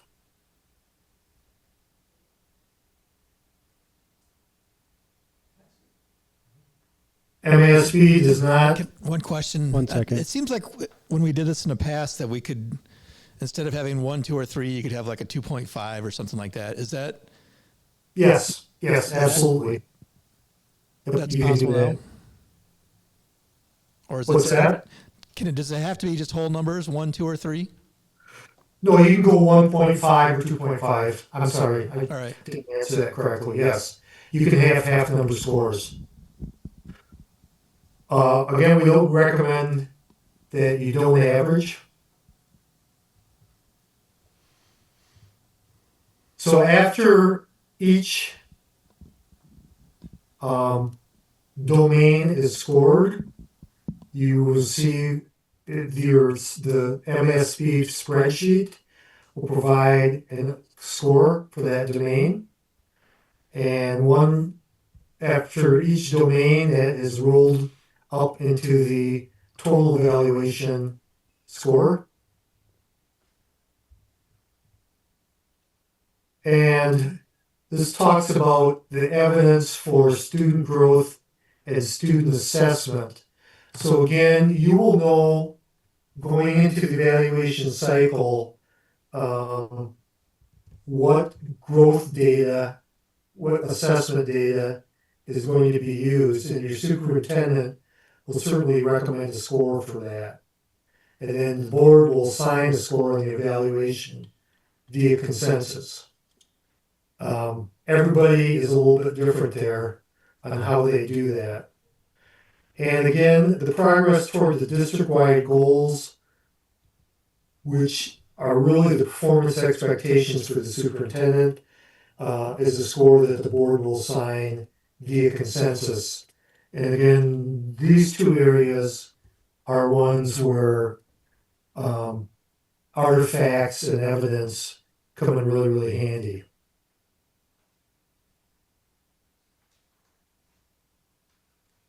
So approving the evaluation, need to leave closed session, reconvene an open session.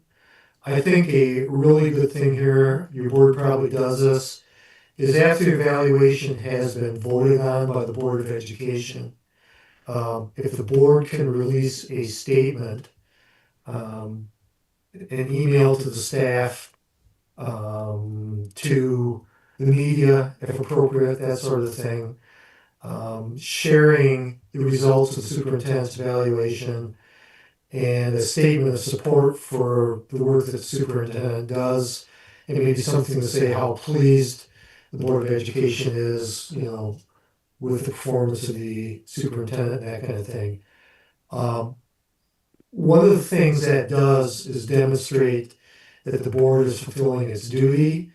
And I think it also reinforces to your staff members from, your principals on down, that the superintendent's getting evaluated just like I am.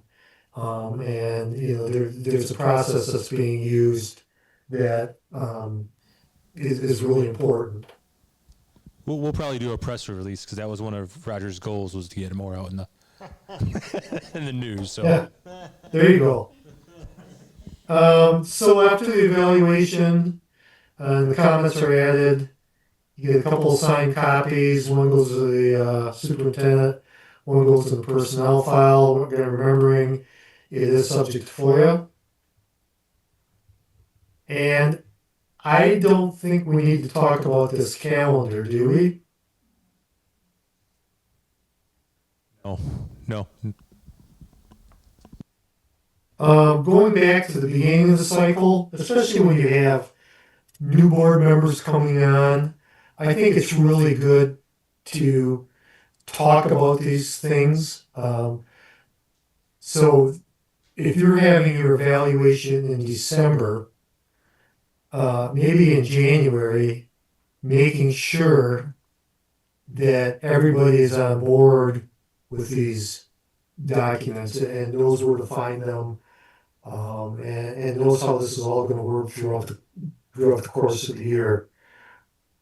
And this could be a part of your onboarding process for new board members and that sort of thing too. The superintendent's job description, most districts don't have one. They do have policy regarding the superintendent's duties. But really, I think that the job description is pretty well encapsulated in this evaluation instrument itself. So we'll skip through these check-ins and stuff. Ongoing support, something for your board to talk about, not only for yourselves, if there's ongoing support that's needed for you as evaluators, but for your staff members as well, for your principals that are doing evaluations and others in the district. Are there things to be done to make the process more efficient and more meaningful? So we're kind of at the end here. You've officially met your requirements, and I will inform MASB that you've all gone through your training, so you make sure you get credit on it, and that's updated on your individual profile.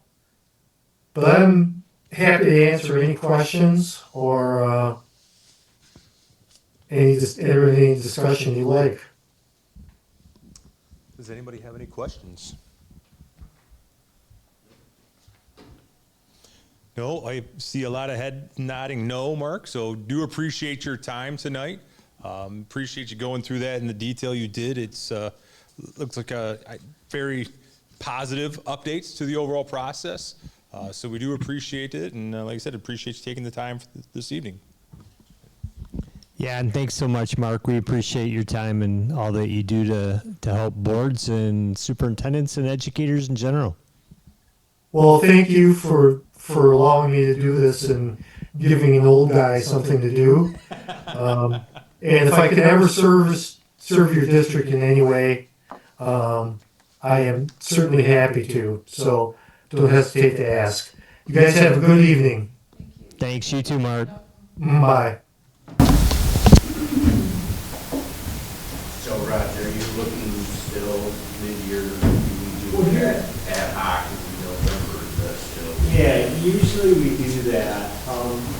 And I mentioned this in one of the board updates, maybe two of the board updates. I think it would be good, and if it's not this year, that's fine, but I think it would be good to get to the cycle where it's truly the end of the calendar year, not the end of the school year. Let me explain why that I think that's important.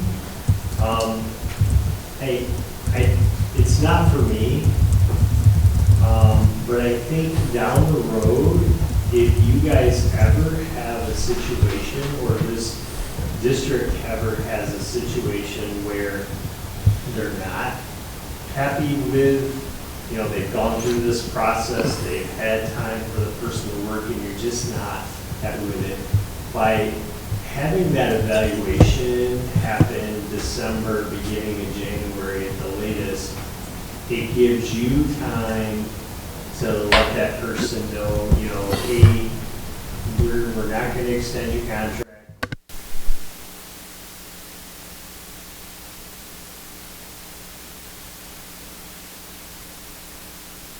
It's that person time to start looking, and hopefully it just ends up finding another job somewhere, whether that's in education, and you think, oh, they're probably good at education, they're just not good at this particular role in this particular district. But whether they can find something or whatever, when you do it in June, it really limits what's available for that person, and it really limits your time on your turnaround of what you need to do. Our search would be much more. Yeah, it's very different. Whereas if it's January, you've done some things, you have some of that, it gives you more time, and it gives them more time to find something else, I guess is what I'm trying to say. I've never been worried about that, because it just never have, and we've done it this way. And I think the way we do it is fine, but trying to look out for down, and heaven forbid you ever are in that situation, you really haven't been, to my knowledge, and it's because you do such a good job up front, I think, making sure you have the right fit. But if you ever were in that situation, it gives you that time to, you can go slower to go right versus, oh my gosh, we got to do something, we got to do it now, and we don't have a lot of turnaround time. Yeah. You're guaranteed probably to do an interim if you kept it the way it is. You probably would have to, whether you had somebody qualified or not on staff, you're more than likely going to be using an interim or somebody from the outside to plug that hole to give you the time. This way you have more time. Makes sense. So historically, Yeah. the evaluation, so we've been doing this version for about 7 years. And we have always tied it to the superintendent's contract, right? Yeah. End of the year, beginning of the year, to me that doesn't matter. To me it's tied to the superintendent's contract. So if we're going to move something, I'd rather move everything in whole, because I think keeping it all together simplifies it for the board. It definitely simplifies it for me. And to do the calendar year end is great, because everybody does them in the business world, the calendar. So if we're going to move, I just assume we move everything to the calendar year. And if that's something that we transition over the next year or whatever, that's fine. But to me, keep them together, because it's, you're asking us to think, for me, when I'm thinking of evaluation, I'm also thinking of what's in your contract. Yeah. The two are one. You can't unconnect them. So it simplifies what you're asking the board to do. So I don't care. Yeah, right. If you want to set this as a goal where we shoot for 2026 by the end of the calendar year to be on the calendar cycle rather than the superintendent's contract cycle, I wouldn't have an issue with that at all. Yeah. I'd say it's, you don't need an answer today, obviously, but just throwing it out there. Another thing that happens is, you have boards that turn over, and all of a sudden you've got people in January who get on a board, and now all of a sudden you've got to get this training that he just mentioned that, oh, by the way, now is required before, And so you're speeding things to try to get. But it's always been required.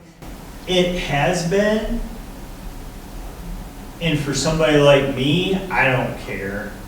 It's because I mean, if those people are on, they're on, they deserve to be on and all that. But it's hard to sometimes to get the training in time, the turnaround for them.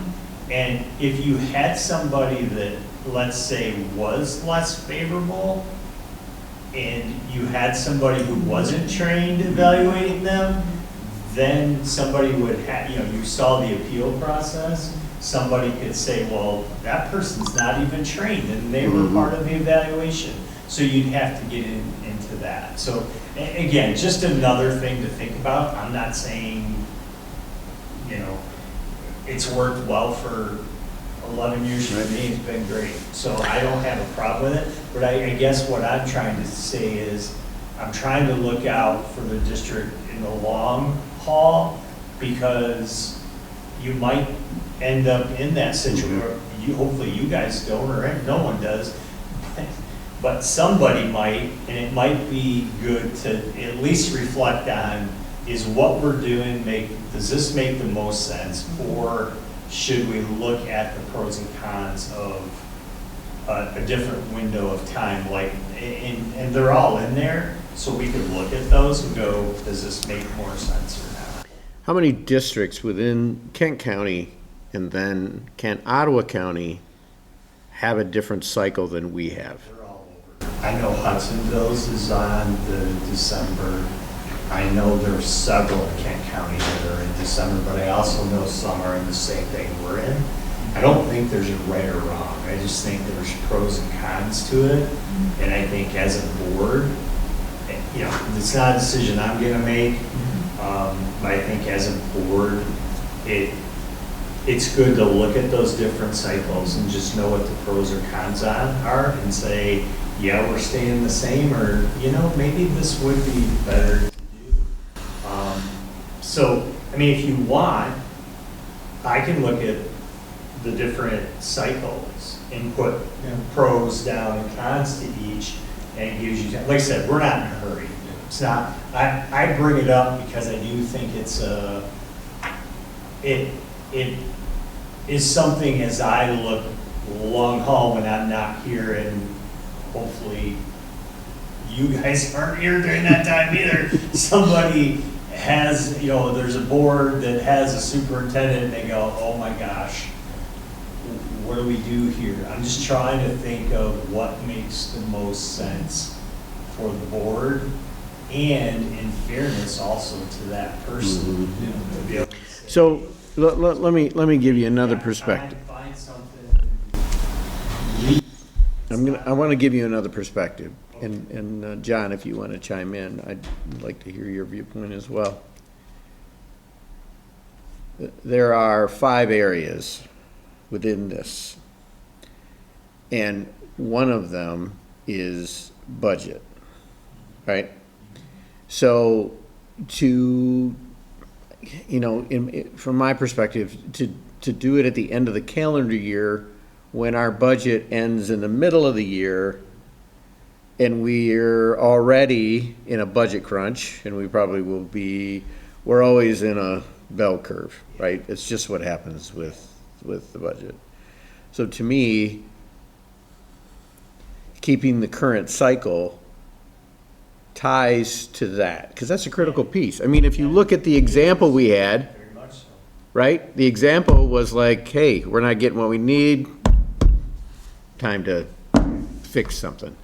So for me, I like the fact that to me, it's critical. I mean, if, it's an $80 million a year industry. Yes. I guess I'd like to hear what other districts that you were saying do use the end of the year calendar. How are they dealing with that, given the budget ending? Here's what I'll do. I'm the president of the Kent County Superintendent Association, so I will send out to our people, what cycle are you evaluated on?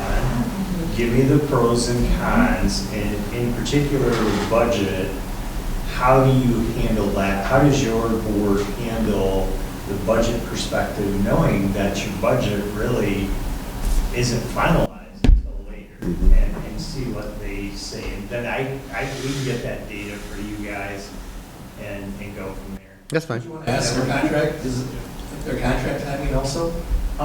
Yeah, I can ask contract timing as well. So, I mean, it seems, like what Bob said in terms of time, keeping it together makes sense, but then if we were to change it to the January, This is where I'm going, Dave. then your contract. Yeah, you're out without a superintendent for the second half of the year. Yeah. Here's what I would say. Should you find a delinquent superintendent? Here's what I would say. If Someone's not doing their job. But that's the whole point, that's the whole point we're setting. Yeah, but I understand that, but I think you're going worst case scenario. But that's what we're setting this up though for, is worst case scenario. Yeah, it is. I'm trying to make you think of the different cycles, why it might be beneficial, as an example, to do that December cycle. I'll write out some pros and cons in my perspective. I'll get what everybody's doing and get those questions answered for you. Let's just stay on the same cycle. Here's the other piece. So let's say it's not working out and it's June.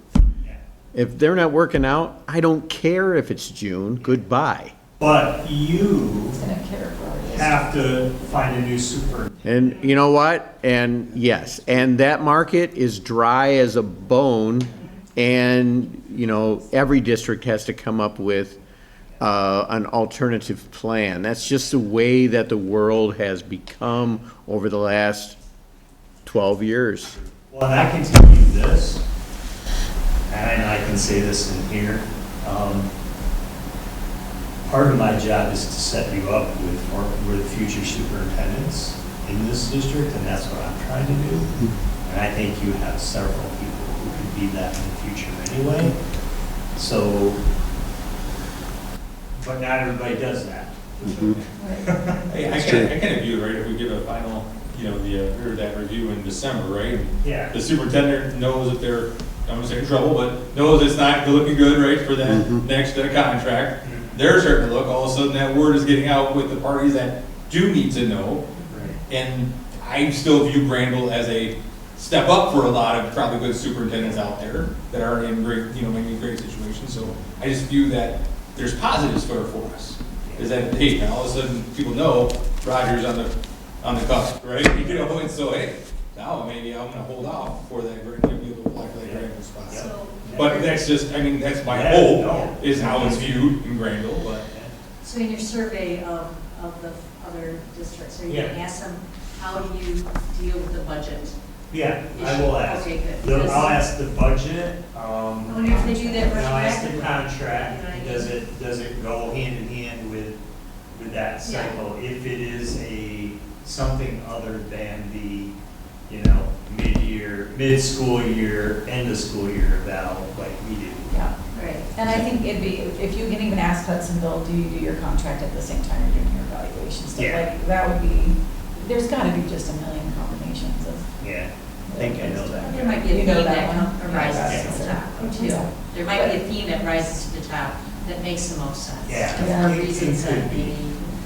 And like I said, so basically what I'm hearing, I'll get that information for you. Let's just stay on the same cycle.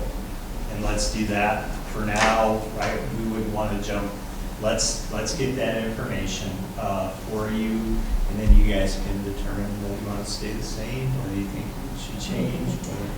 When we were looking for you, we had 11 applications, and we settled to interview 4, 2 just because we wanted to get to 4, and we only ended with 2. And okay, by and far, okay, you were my favorite from the beginning, but the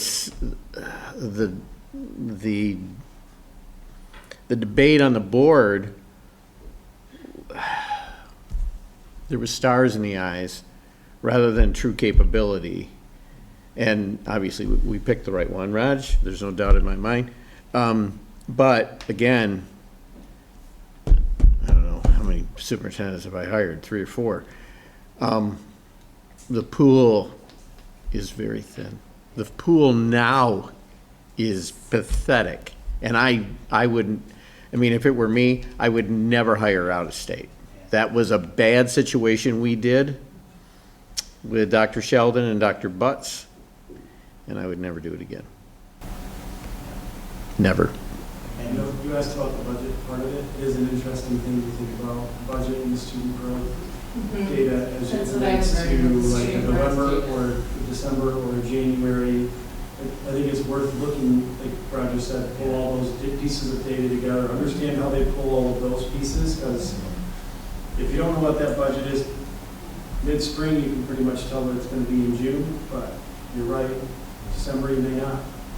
And you don't have the student data, so I do think there's a... But you don't have the student data, the Right. accurate student data, because we use K-12, we use SAT. Yep. Every educator in this district is evaluated on SAT because that is what we're trying to grow when a person leaves us. That's the culminating piece. So we're all tied to that. You don't have that at that time. No, that's a thing. You're looking at 3-year averages and all that stuff. Yeah, so some of those things are wonky, but I think ours is very good. So I don't have a problem with staying with that, and I would have no problem in the future.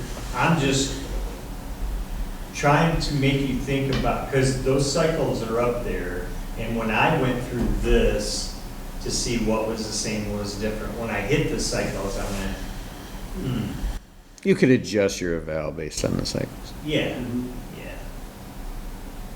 And another thing with the way we do it now, I guess you could say to that person at the mid-year, hey, this isn't going well. I mean, you could give them a heads up without having to be the official heads up, and then And you would want to do that I would want to do that anyway, because you want to let them know, okay, we're seeing some performance issues. It's fair. we've done that with And it's- principals. And that's part of the evaluation law. If you're looking at mid-year review and things aren't going well, you've got to offer room for improvement and a plan for improvement, because it keeps the board and the district out of the lawsuit. We've done that, but it's the same with all the other administrators. So I'm not saying it's broken, I'm just trying to make you think, and I know there's some things I know are pros with the other one, but maybe there are also cons with that one, like you just brought up, so. I'll get there. For us to in June revisit and say, okay, here we are now in June. Is there an advantage to keeping to this cycle? Or would it be better if we were to back it up to the end of December? Yeah. And look at the data that you find out Yep. for the districts, look at where we are and what we do have or don't have at our disposal Yeah. to do an evaluation? Or do we look retroactively to the previous year's Right. and performance? Which, in my head, that's what I'm thinking other districts have to do if they're doing that by December, right? Yeah, I mean, we can, yeah, they're doing something, yeah. I think there are pros and cons to all, probably is what we're gonna find out, and I think we'll find it's a mixed bag out there, who's doing what. So, yeah, okay. There's one other thing that was brought up. So are you going to do in November? We'll do the November mid-year, yeah. All right. We'll do the November mid-year and just stay on the same cycle. Okay. Okay. Oh, I know what it was, the whole media thing. Yeah, we won. But That was one of your goals. But One it more- is more- public, more- it is public because you guys do it in a public meeting that, by the way, is, all of ours are recorded. You all talk about the performance. I mean, you all chime in, you talk about the superintendent's performance during that. You know, do you do something for the staff? No. Could you? Yes, you could. We used to. It really wasn't a valuable tool. Yeah. I gotta stop myself from saying it could be a gender reveal, right? Like, yay! Ew, You know, yeah. like, it could be a baby boom, popping. Boom. Yay! he's They're hot gonna years go. evaluation. It is. Yeah. Gold flying everywhere. We did staff, we did 360s, and nothing from the 360s ever enlightened anybody on the board, so. Well, with the perception, we do that every year now anyway, with staff, with kids, and with parents. So, you know, that data is there. And we certainly can share it more if you want it, whatever. But we'll be doing that. Last year was that baseline year of all three. So this year we'll have that of all three. So we'll be able to look at the differences. So there's way more data than we'll ever do this stuff. I was glad that Brent brought up the point, whatever, Yeah. also. I like that. And then it's interesting because, I mean, the effective is 85% and up. So, I mean, that gives you some wiggle room to, you know, I think that when it comes to evaluations too. So thanks for putting that points together too. That was a good point, Brian. That was a good point, good answer. I like just having the three options. Yeah. Doing reviews at our work, we have 15. Oh, geez. It's a 15 block we have to choose from. Oh, And then we have to, yeah. like calibration systems, we have to sit and argue about, is the person a 1 or a 3, or a 1 or 2? 15. Wow. That's a lot. Yeah. Okay. It's Anyway, I would just like to say, I felt good because I felt bad, if that makes sense. I felt good because a lot of the stuff we already know and we've already do, and it was just like, okay, yeah, we know. But then I felt bad because you had to sit through it, but I know you know by law you had to. And the fact that you gotta do it every 3 years, that sucks. Yeah. Yeah, I would agree. But anyway.